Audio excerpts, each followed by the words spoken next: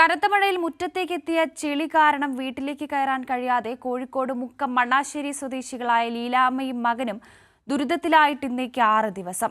സ്വകാര്യ വ്യക്തികളുടെ അനധികൃത കുന്നിടിക്കൽ കാരണമാണ് കുടുംബം പ്രയാസത്തിലായിരിക്കുന്നത്. ഒരു മഴ പെയ്താൽ പ്രദേശത്തേക്കുള്ള റോഡും കുടിവെള്ള സ്രോതസ്സുകളിൽ മുഴുവനും ചെളി നിറയും.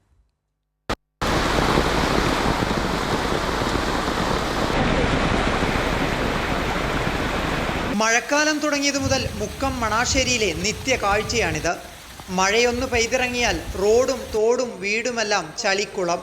സ്വകാര്യ വ്യക്തികൾ ചേർന്ന് 3 ഏക്കറിലധികം സ്ഥലം വാങ്ങി അനധികൃതമായി കുന്നിടിക്കാൻ തുടങ്ങിയതിനു ശേഷമാണ് ഈ ദുരിതത്തിന് തുടക്കമായത്.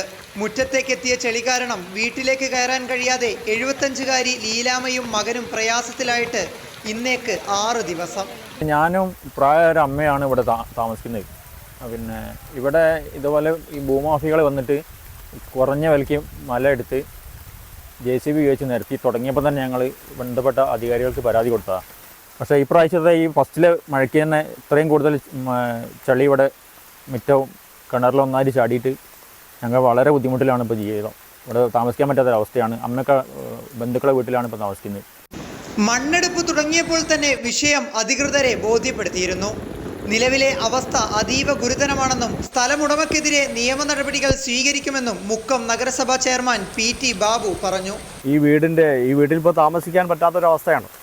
അപ്പോൾ ഇങ്ങനൊരു വിവരം അറിഞ്ഞതിൻ്റെ അടിസ്ഥാനത്തിലാണ് നമ്മൾ ഇവിടെ വന്ന് നോക്കിയത്. അപ്പം ഗുരുതരമാണ്, പരിതാപകരമായ ഒരു അവസ്ഥയാണ് ഇപ്പോൾ ഇവിടെ കാണുന്നത്. ഇതിൻ്റെ ഉടമസ്ഥനെ, ഈ സ്ഥലത്തിൻ്റെ ഉടമസ്ഥനെ ഞങ്ങൾ വിളിച്ചിട്ടുണ്ട്. ബാക്കിയുള്ള നിയമപരമായ നടപടികൾ സ്വീകരിക്കേണ്ട അതും തരത്തിലേക്ക് കടക്കേണ്ടതായിട്ടുണ്ട്. ആ രീതിയിൽ നമ്മൾ ആലോചിക്കുന്നുണ്ട്. മഴക്കാലം തുടങ്ങും മുൻപ് ദുരിതത്തിന് ശാശ്വത പരിഹാരമുണ്ടാകുമെന്ന പ്രതീക്ഷയിലാണ് കുടുംബവും നാട്ടുകാരും. അല്ലാത്തപക്ഷം സ്വകാര്യ വ്യക്തികളുടെ അനധികൃത പ്രവർത്തനങ്ങളുടെ ഫലം അനുഭവിക്കേണ്ടി വരിക ഈ പ്രദേശവാസികളായിരിക്കും. കൈരളി ന്യൂസ്, കോഴിക്കോട്.